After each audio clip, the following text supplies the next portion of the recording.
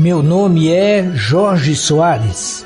É com muita alegria e entusiasmo que estamos iniciando mais um programa O Espiritismo no Ar. A partir desse momento, desejamos, juntamente com todos vocês, prezados ouvintes, amigos do programa Espiritismo no Ar, refletirmos sobre profundos ensinamentos que nos traz o Espiritismo cristão. Eu sou o Geraldo Rosalino. Temos a grata satisfação de estarmos juntos de todos vocês, amigos e prezados ouvintes do Espiritismo no Ar, na certeza de que o bem, junto a Jesus, sob as bênçãos de Deus, sempre vencerá. Pois bem, amigos, estimados ouvintes, desejamos salientar que o Espiritismo, que vem nos descortinar muitos enigmas da vida, como quem somos, de onde viemos, para onde vamos e o porquê das dores, e tantos outros que espicaçam as nossas interrogações. Vamos lá, amigos ouvintes, refletirmos um pouco sobre os ensinamentos transcendentais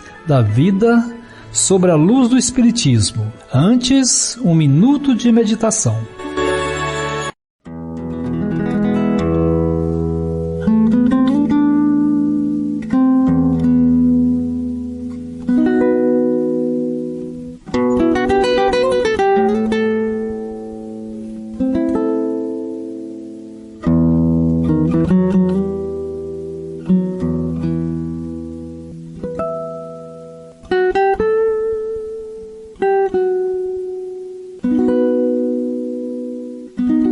Amigos, como crianças assustadas ante as situações inesperadas e inusitadas que nos surpreendem, acrescida da consciência a nos assinalar que andamos em linhas sinuosas e incertas com relação às orientações divinas e paternais de Deus, talvez nos sintamos com as emoções desorganizadas. Assim, sofrendo, num misto de vergonha e temor, optando pela permanência no orgulho e rebeldia, nos negamos a fitar o olhar divino e paterno. E nesta atitude infantil, não percebemos que somente seguimos para o nada, onde recrudescerá a dor que insistirá a nos solapar a alma. Compadeçamo-nos de nós mesmos. Somos peregrinos sob a chuva das nossas iniquidades. Apesar de tudo, o agasalho do amor divino jamais se ausentou. Neste momento em pensamento, fitando o alto, busquemos Jesus para encontrarmos a Deus. O seu olhar, soberano e paternal, é capaz de nos acolher e sustentar a alma no vendaval que nos colocamos. Acalmemo-nos o coração na esperança e na fé. Sorvamos o ar a nos trazer a seiva divina, que nos abrigará sob as suas asas de amor. Sejamos dóceis e humildes e aproximar-se-á Jesus a repetir o seu canto de amor, consoantes as palavras de João, o seu apóstolo amado. Eu vim para que tenham vida e a tenham em abundância. Unindo as nossas almas, equivocadas e apartadas uma das outras, vamos num só coração a Deus agradecer.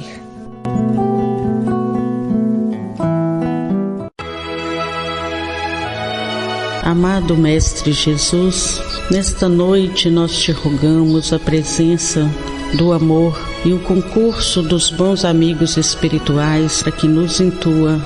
Abra o nosso entendimento e nossa compreensão, Senhor, para o trabalho que vamos realizar. Fique conosco, nos abençoe, nos guarde nesta noite e que nossa vida siga os exemplos de amor e de misericórdia que tu plantaste. Que assim seja, Senhor. Você está ouvindo o programa O Espiritismo no Ar. Uma realização do Núcleo Espírita Paulo de Tarso, Bairro Alegre, em Timóteo. Apoio 16º Conselho Regional Espírita de Ipatinga. Oferecimento Livraria Espírita Alvorada Cristã, Rua Doutor Quirubino, número 5, Loja 5B, Coronel Fabriciano. E amigos do programa O Espiritismo no Ar. Prosseguindo em nossas reflexões, nos apresentado em O Livro dos Espíritos, a questão de número 222 do 5º capítulo do Livro dos Espíritos, intitulado Considerações sobre a Pluralidade das Existências. Vamos pedir ao Jorge que continue a apresentação do conteúdo dessas questões para todos nós, ouvintes do Espiritismo no Ar. Prezados ouvintes, amigos do programa Espiritismo no Ar, muito bom estarmos juntos para mais uma reflexão com relação ao estudo da doutrina dos Espíritos, um conteúdo transcendental que refere-se às nossas questões espirituais de ser imortal que somos. Conforme o Geraldo já falou, nós vamos dar continuidade conforme em vários programas estamos em sequência fazendo essa reflexão da questão de número 222 de O Livro dos Espíritos, que trata-se de um comentário do Senhor Allan Kardec, que é um resumo em torno da questão da reencarnação, reflexões para que nós, por nós mesmos, venhamos a aceitar ou não, ou a enxergar o valor do pensamento da filosofia reencarnacionista. Mas vamos dar continuidade. Ouçamos o que Allan Kardec continua a considerar. Abre aspas. Se nossa existência atual unicamente deve decidir o nosso destino, qual é, na vida futura, a posição respectiva do selvagem e do homem civilizado? Estão eles no mesmo nível ou distanciados em relação à felicidade eterna? Fecha aspas.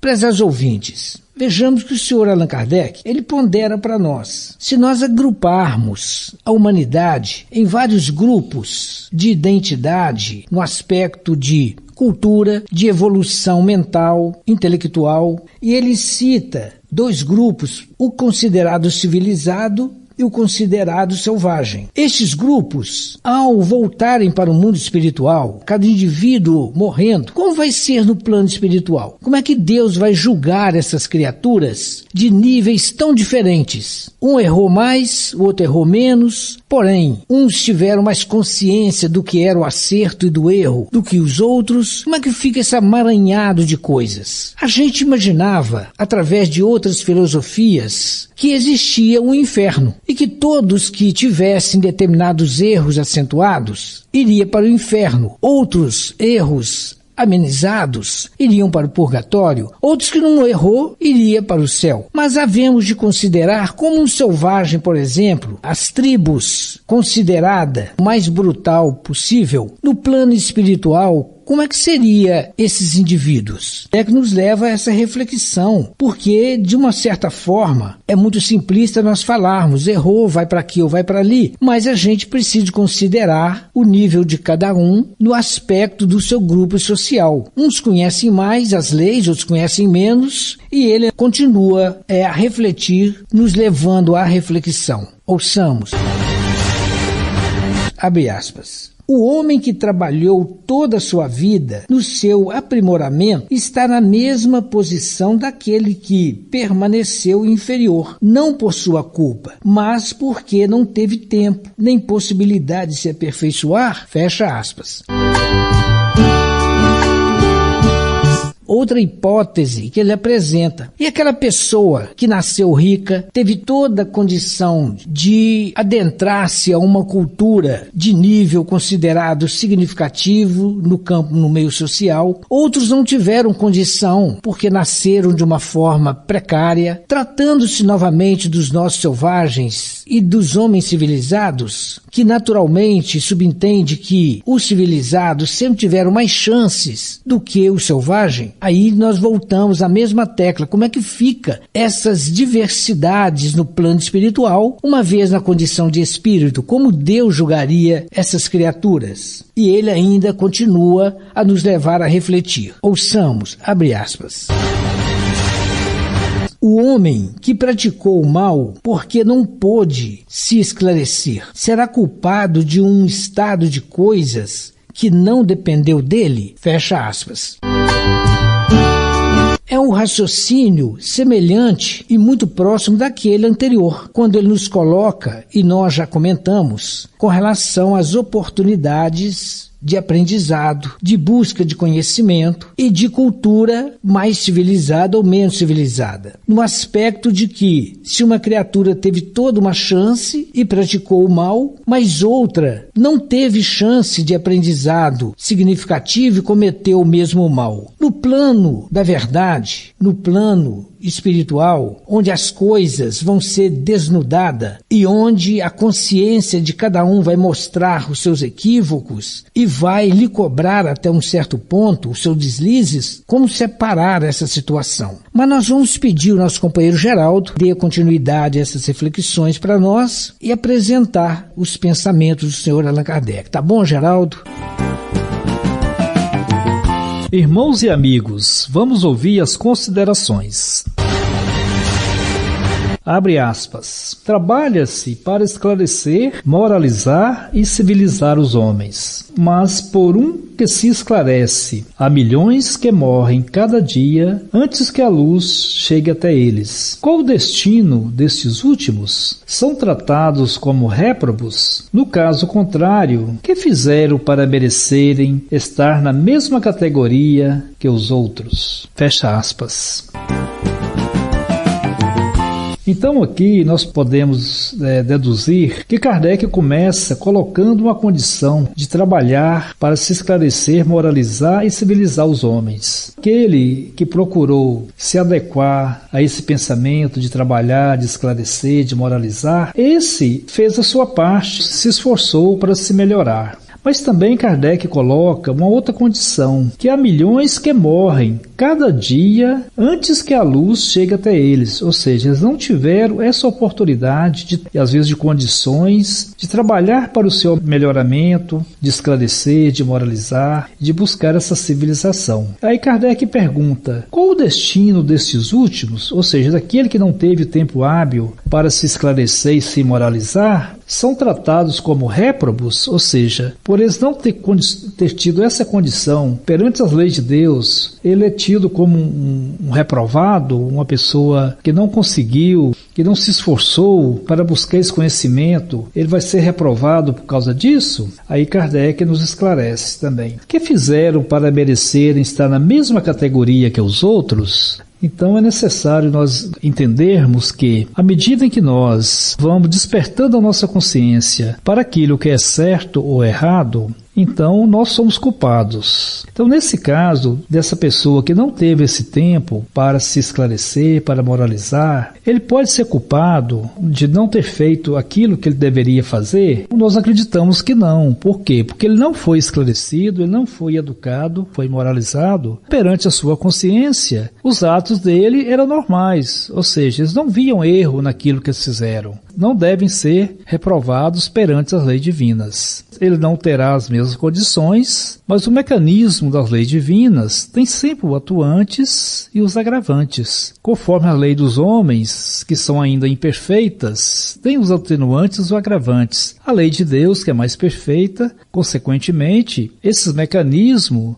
são de forma mais judiciosamente aplicados a cada um de nós. Muito interessante, Geraldo, no nosso ponto de vista, todas as reflexões que o senhor Allan Kardec nos traz, porque ele faz perguntas. E essas perguntas feitas à humanidade inteira dá chance a cada um dos membros dessa sociedade, dos bilhões de espíritos encarnados, a refletirem sobre as questões da pluralidade das existências ou não, ou da premiação no mundo espiritual, de que forma pode se dar. Porque está muito arraigado ainda no nosso sentimento e no nosso psiquismo a questão do inferno, purgatório, a questão do plano celestial, que vai ser beneficiários ou vai ser os condenados dessas regiões de acordo com o nosso comportamento. Só que estas filosofias não consideraram a intensa diversidade de membros que compõem esta imensa sociedade terrena de bilhões de almas, que tem criaturas que moram lá no topo do gelo sem a mínimo conhecimento das questões morais que o homem civilizado possui. Outros moram lá no interior das florestas sem nunca ter visto sequer uma situação de modernidade, erram naturalmente, agem de uma forma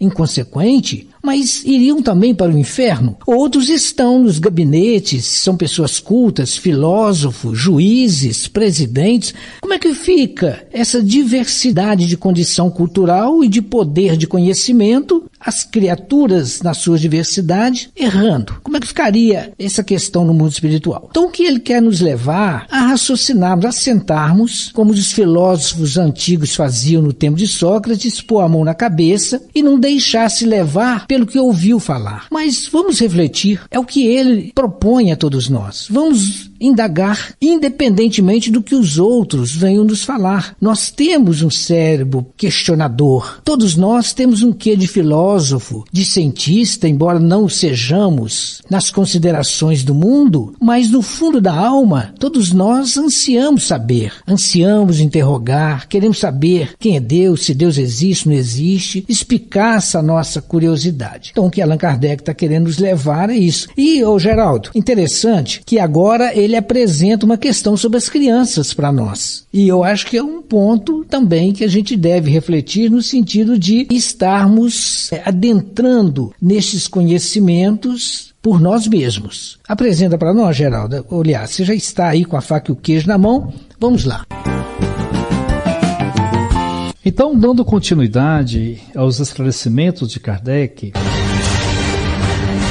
abre aspas. Qual o destino das crianças que morrem em tenra idade antes de poderem fazer o bem ou o mal? Se estão entre os eleitos, por que esse favor? Sem haverem nada feito para o merecer? Por qual privilégio estão isentas das tribulações da vida? Existe uma doutrina que possa resolver todas essas questões? Fecha aspas.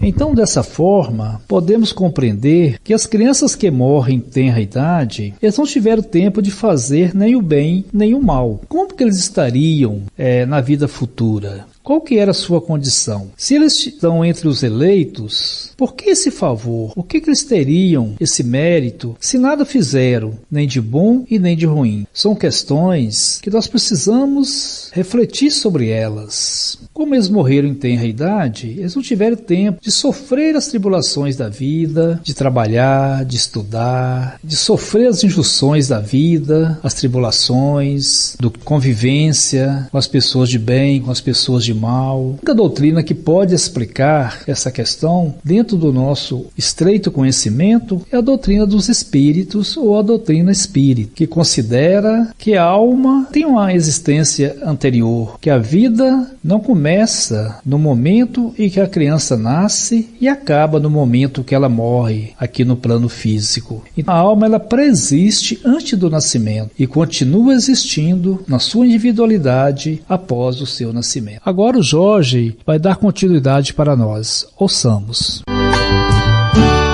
Muito interessante, Geraldo, prezados ouvintes, amigos do programa Espiritismo no Ar, porque Allan Kardec faz essas questões e deixa no ar para que cada um de nós possamos estar refletindo, respondendo a nós mesmos. Com respeito a essa questão das crianças que o Geraldo acabou de apresentar para nós, é uma questão enigmática. Morre uma criança aí de 2, 3, 4, 5, 6 anos, ela não teve tempo de sofrer os embates da vida e ela vai para onde depois no mundo espiritual? Olha, se ela for para um local prazeroso, ela não tem mérito. porque ela não ralou na existência. Se ela for um local de sofrimento, ela também não tem desmérito. Como é que fica toda essa história? Se a gente inventar um outro local morno, vamos falar assim, nem de sofrimento e nem de felicidade eterna, ela também não teve chance de trabalhar para alcançar o local prazeroso, assim como também não correu risco para alcançar locais tenebrosos. Mas Allan Kardec, apesar de deixar a cada um de nós as reflexões e a auto-resposta, ele continua dizendo e dá o seu posicionamento, né, Geraldo? Vejamos aqui o que é que ele diz para nós.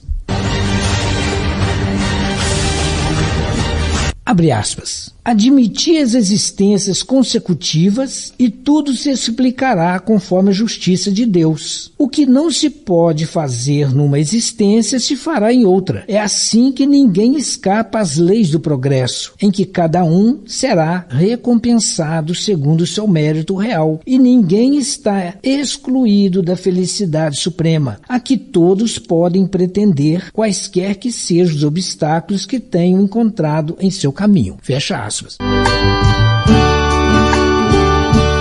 Bom, então Allan Kardec já nos coloca uma alternativa. Se nas nossas interrogações, indagações, não encontrarmos uma outra alternativa mais significativa do que a alternativa da pluralidade das existências, da lei da reencarnação, esta é a ideal. Então ele mostra, olha, isso tudo pode acontecer. Raciocinando entre linhas, a gente veja que ele apresenta a criança que morreu em tenra idade, o espírito existia antes do corpo. Consequentemente, ela desencarnou em tenra idade porque ela precisava de ressarcir débitos, situações incorridas de forma desagradável em outras encarnações. Mas no mundo espiritual, ela vai volver-se a ambientes compatíveis com a sua evolução de espírito, que ela é. Às vezes ela vai para um local bom porque ela é um espírito que já ascendeu a certos níveis de consciência. Ou às vezes ela vai para um local menos bom porque ela é um espírito que ainda tem certos comprometimentos. Mas nem tudo está perdido. Vai lhe ser proposta novas encarnações, como naquela que ela desencarnou como criança, ela não ralou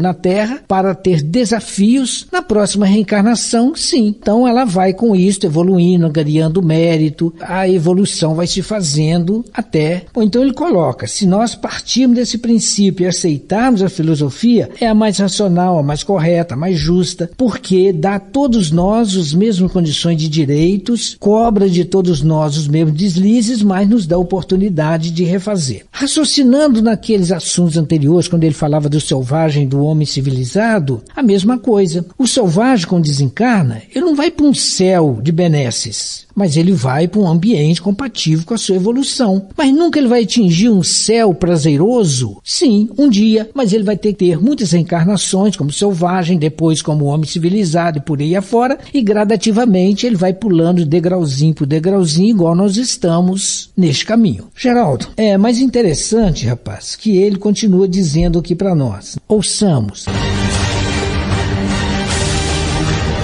Abre aspas. Essas questões poderiam ser multiplicadas ao infinito, porque os problemas psicológicos e morais que não encontram solução senão na pluralidade das existências são inumeráveis. Limitamo-nos aos mais gerais. Fecha aspas. Então ele está mostrando que se nós formos ponderar, existem milhões de questionamentos que nos deixam numa sinuca, conforme diz o ditado. Nos deixa, assim, meio desbaratinado, para encontrarmos tantas respostas. Mas, quando nós introduzimos nos nossos conhecimentos e na nossa aceitação a doutrina da reencarnação, da pluralidade das existências, tudo vai aclarando para nós, porque nelas se fazem a justiça de Deus. Todos os filhos de Deus, todos os espíritos que somos nós, no caminho da nossa imortalidade, vamos tendo as mesmas chances, passando por caminhos diferentes, mas no fundo, que se comparam uns aos outros e de degrau em degrau, caminhando sempre em direção a Deus, a pureza, a sabedoria, a angelitude. Mas, Geraldo, passamos para você fazer suas considerações junto dos nossos amigos do programa Espiritismo no Ar. Então, queridos ouvintes do Espiritismo no Ar, vamos às nossas considerações finais. A doutrina da reencarnação, ao nosso ver, está mais condizente, vamos assim dizer, com os nossos aprendizados, com as nossas experiências que cada um de nós estamos experimentando durante a nossa reencarnação. Se nós que já adquirimos um conhecimento, esse conhecimento ele deve ficar guardado em alguma parte em nosso ser. Esse conhecimento nunca se perde. E nós voltamos à pátria espiritual, continuamos a aprender, continuamos a evoluir também na pátria espiritual, nos preparando para uma próxima reencarnação. Então, tudo que nós aprendemos tem o seu valor. E podemos ver que dentro da lei de progresso, que é uma lei divina, cada pessoa é contemplada pelo seu ato real, pela sua vida real, conforme ele viveu aqui na Terra, o que ele fez de bom e fez de ruim. É repetir com o Cristo, a cada um segundo as suas obras. Então, se ele está numa condição boa ou ruim nesse plano de vida, o plano superior, ou guarda a relação como ele agiu aqui no plano físico. Ele terá esse merecimento no plano espiritual, não de forma punitiva, mas de forma educativa. Agora passamos para o nosso amigo Jorge, para que ele possa fazer as suas considerações. Prezados ouvintes do nosso programa O Espiritismo no Ar, está sendo prazeroso estarmos juntos nessas reflexões que dizem respeito a todos nós. Ninguém está isento, ninguém foge da realidade da vida. Todos nós estamos na mesma caminhada. Agradecemos de nossa parte a presença de todos vocês por estar conosco até este momento. Vamos pedir a Deus para que a nossa semana, os nossos dias sejam promissores e todas essas reflexões calem fundo na nossa alma, sabendo que agora, com esses ensinamentos, que estamos nessas condições de espíritos que têm muita necessidade de aperfeiçoamento, mas que nem tudo está perdido. Por muito que nós tenhamos errado ou julgando que estamos irremediavelmente perdidos, não é assim. Cada dia que amanhece, cada minuto que se apresenta à nossa frente é uma oportunidade de estarmos retificando atitudes, pensamentos, comportamentos. É a oportunidade que Deus nos faculta. Vamos agradecer a Deus, a Jesus, para que eles possam nos encaminhando no caminho do bem, em qualquer lugar, condição e situação que nós encontrarmos. Abraço a todos. Assim, ouvintes, que até esse momento nos deu o prazer de refletirmos junto esses ensinamentos maravilhosos, que muito poderão nos beneficiar em nossa vida. Convidamos a todos a estarmos juntos no próximo domingo, às 20 horas, se Deus assim o permitir. Abraços a todos e a todas.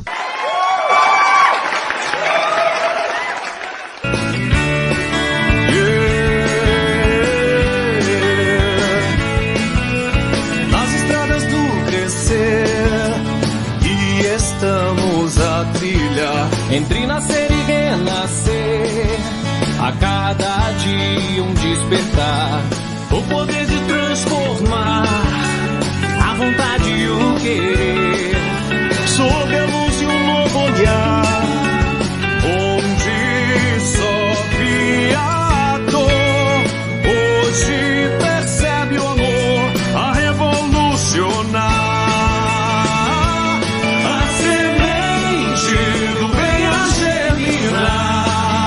Evolução da vida, um impulso ao amar, que já para a raiz, trazendo a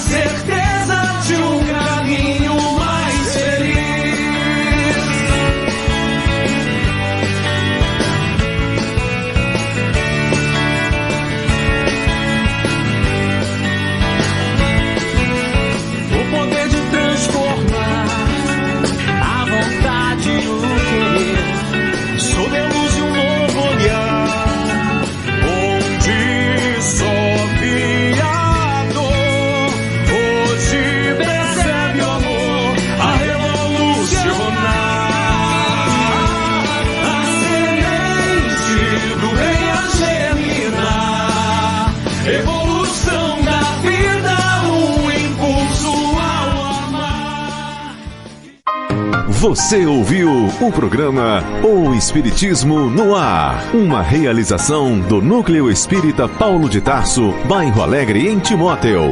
Apoio 16º Conselho Regional Espírita de Ipatinga. Oferecimento Livraria Espírita Alvorada Cristã, Rua Doutor Quirumino, número 5, Loja 5B, Coronel Fabriciano.